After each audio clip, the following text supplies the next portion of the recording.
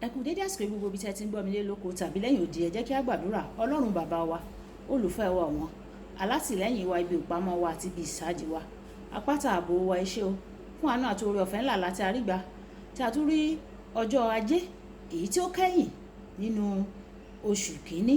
Ìyìn àti ọlá àti ògo ni forúkọ mímọ́ yín, fún ìpamọ́ yín àti fún ẹ̀bùn ẹ̀mí tí kò ṣeé fowó rà. A dúpẹ́ lọ́wọ́ yín. Ọ̀rọ̀ tí a gbéyàwó lẹ́nu kó ṣe ayé àti ọkàn wa ní rere, nítorí tí a gbàdúrà lórúkọ Jésù Kristi Olúwa wa. Àmín. Àmín orúkọ Jésù. Ìwé ọ̀run ṣíṣí tí a tẹ ọwọ́ olùṣọ́ àgùntàn Enoch Adéjàre Adébóyè kọ. Ẹni ọjọ́ ajé ọjọ́ 17 oṣù kìíní. Àkòrí tí a ó gbéyàwó sọ pé orúkọ tó ju gbogbo orúkọ lọ. Orúkọ tó ju gbogbo orúkọ lọ. Àmọ́ àkọ́sórí wa nínú ìwé Fílípì orí ìkejì ẹsẹ̀ ìkẹsàn-án. Fílípì orí ìkejì ẹsẹ̀ ìkẹsàn-án. Nítorí náà Ọlọ́run pẹ̀lú sì ti gbé ga gidigidi. Ó sì ti fi orúkọ kan fún un tí ó borí gbogbo orúkọ. Nígbà tí a mú Bíbélì kíkà wá nínú ìwé Jeremáyà orí ìkejìléníọgbọ̀n ẹsẹ̀ ìkẹtàdínlógún títí dé ẹsẹ̀ ogún. Jeremáyà orí ìkejìléníọgbọ̀n ẹsẹ̀ ìkẹtàdínlógún títí dé ẹsẹ̀ ogún. Olúwa Ọlọ́run, wò ó, ìwọ tí ó dá ọ̀run òun ayé, nípa agbára rẹ àti nípa apá rẹ kò sí ohunkóhun tí ó ṣòro fún ọ o. Ìwọ ṣe àánú fún ẹgbẹgbẹ̀rún, ó sì san àìṣedéédé àwọn baba sí àyà àwọn ọmọ wọn lẹ́yìn wọn. Ọlọ́run títóbi, alágbára, Olúwa àwọn ọmọ ogun ní orúkọ rẹ o. Títóbi ní ìgbìmọ̀ àti alágbára ní iṣẹ́. Ojú rẹ sì sí gbogbo ọ̀nà àwọn ènìyàn rẹ, láti fún olúkúlùkù gẹ́gẹ́ bí ọ̀nà rẹ̀ àti gẹ́gẹ́ bí èso iṣẹ́ rẹ̀. Ẹni tí ó gbé àmì àti iṣẹ́ ìyanu kalẹ̀ ní Íjíbítì títí di òní yìí, àti lára Ísírẹ́lì àti lára ènìyàn mìíràn, tí ìwọ sì ti ṣe orúkọ fún ara rẹ, gẹ́gẹ́ bí o ti rí ní òní yìí. Wàyí, ẹ tẹ́tí bẹ̀rẹ̀ jẹ́ láti gbọ́ ohun tí olùṣọ́ àgùntàn Enoch Adéjàre Adébóyè ní fún wa ní èní ọjọ́ ajé. Ní àwọn ọdún kan sẹ́yìn, ọ̀dọ́mọkùnrin kan ní ìjàmbá ọkọ̀ ojú pópó, nínú èyí tí gbogbo ènìyàn tó wà nínú ọkọ̀ kú, àfi òun nìkan o. Wọ́n gbé lọ sí ilé ìwòsàn. Ó sì wà ní ẹsẹ̀ kan ayé ẹsẹ̀ kan ọ̀run fún ọjọ́ pípẹ́. Nígbà tí ó sì wà ní ẹsẹ̀ kan ayé ẹsẹ̀ kan ọ̀run yìí, yóò lajú lẹ́ẹ̀kọ̀ọ̀kan, yóò sì pariwo Jésù. Lẹ́yìn náà yóò tún padà.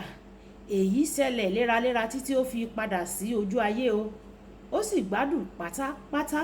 Ó sì wà láyé síbẹ̀ bí mo ṣe ń kọ ìwé yìí. Bí ó ti wù kí ìṣẹ̀lẹ̀ jọ pé kò ní ìrètí tó, nígbà tí o bá porúkọ Jésù, ohun gbogbo á yí padà sí rere. Orúkọ Jésù tó ti tó láti sọ èyíkéyìí òkè ìṣòro di pẹ̀tẹ́lẹ̀. Ìwé Fílípì orí ìkejì ẹsẹ̀ ìkẹwàá pé ní orúkọ Jésù ní kí gbogbo ekún kí ó máa wólẹ̀, àwọn ẹni tí ń bẹ ní ọ̀run àti ẹni tí ń bẹ ní ayé àti àwọn ẹni tí ń bẹ ní ìsàlẹ̀ ilẹ̀. Ọkùnrin kékeré kan, ẹni tí ó jẹ́ ọmọ àlùfáà mùsùlùmí, ó fi ayé rẹ̀ fún Kristi.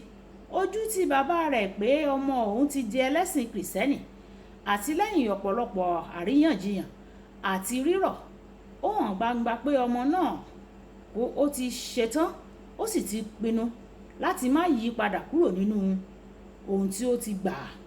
Pẹ̀lú ìrunú, bàbá náà mú kí àwọn àlùfáà ẹlẹgbẹ́ rẹ̀ pèsè oògùn kan láti kọlu ọmọ rẹ̀ lọ́jọ́ kan. Ó pe orúkọ ọmọ rẹ̀ pẹ̀lú oògùn náà, gẹ́gẹ́ bí a ṣe nírètí pé lọ́dọ̀ ọmọ láti gbọ́ ìpè bàbá rẹ̀. Ọmọdékùnrin náà dáhùn nígbà tí ó gbọ́ ìpè bàbá rẹ̀ o. Bí ó sì ṣe dáhùn, ọmọdékùnrin náà wo òkè, ó rí òkúta ńlá kan tó ń bọ̀ lọ́dọ̀ rẹ̀. Lójú ẹsẹ̀, ó pariwo Jésù. Ó sì pòórá. Ìkọlù láti inú ẹ̀mí nìyí o, ṣùgbọ́n ó kùnà nígbà tí ó pe orúkọ Jésù. Ìkùnà dé bá ìjàmbá tí bàbá rẹ̀ fẹ́ fi mú un. Orúkọ Jésù ní agbára, ó sì múná fúnra rẹ̀. Ìdí nìyí tí o fi gbọ́dọ̀ kọ́ bí a ṣe ń lo orúkọ Jésù ní ojú ewu. Ẹ̀wẹ̀, o kò gbọ́dọ̀ pe orúkọ Jésù lásán o, gẹ́gẹ́ bí ohun ìyàlẹ́nu lásán. má ṣe pe orúkọ Jésù fún èrè kí o má bàa rí ìbínú. Má ṣe pe orúkọ Jésù fún èrè o kí o má bàa rí ìbínú ẹni tó ní orúkọ náà. Kódà gẹ́gẹ́ bí ènìyàn pàápàá, o kò ní fẹ́ràn rẹ̀ tí àwọn ènìyàn tí wọ́n bá ń fi orúkọ rẹ̀ ṣeré. Mélòó wá ní orúkọ ọ̀gá ògo jùlọ. Ìwé Ẹ́kísódù orí 20 ẹsẹ̀ 7 wípé ìwọ kò gbọ́dọ̀ pe orúkọ Ọlọ́run rẹ lásán, nítorí Olúwa kì yóò mú àwọn tí ó pe orúkọ rẹ̀ lásán ní aláìlẹ́ṣẹ̀ ní ọ̀run. Olùfẹ́, ìwọ yóò borí èyíkéyìí ìpèníjà tí ó bá kojú rẹ tí o bá ké pe orúkọ Jésù. Gẹ́gẹ́ bí Bíbélì ti sọ nínú ìwé Róòmù orí 10 ẹsẹ̀ 13, ẹnikẹ́ni tí ó bá pe orúkọ Jésù, òun ni a ó gbàlà. Kókó ọ̀rọ̀: orúkọ Jésù kì í ṣe orúkọ lásán, ó kún fún agbára. Ẹ jẹ́ á sọ pé orúkọ Jésù, orúkọ Jésù, orúkọ Jésù. Gbogbo ìṣòro kíṣòro tí ó lè wà lójú ọ̀nà mi nínú ọdún 2025, orúkọ Jésù mú gbogbo ìṣòro náà balẹ̀ lórúkọ Jésù. Orúkọ Jésù kí ó lọ síwájú mi, kí ó lọ jà fún mi, kí ó máa bọ̀ lẹ́yìn mi, kí ó máa sìn mí lọ àti ọ̀tún àti òsì. Kí orúkọ Jésù kí ó ṣe ibi ìsádi mi. Bẹ́ẹ̀ ni yóò rí ní orúkọ Jésù. Olúbùkọ́lá Ayako ní orúkọ mi. Ẹ máa bá mi like, ẹ máa share, ẹ máa comment nípa ẹ̀ kí àwọn èèyàn kí wọ́n lè jẹ àǹfààní ọ̀run ṣíṣí Yorùbá. Ó dàbọ̀.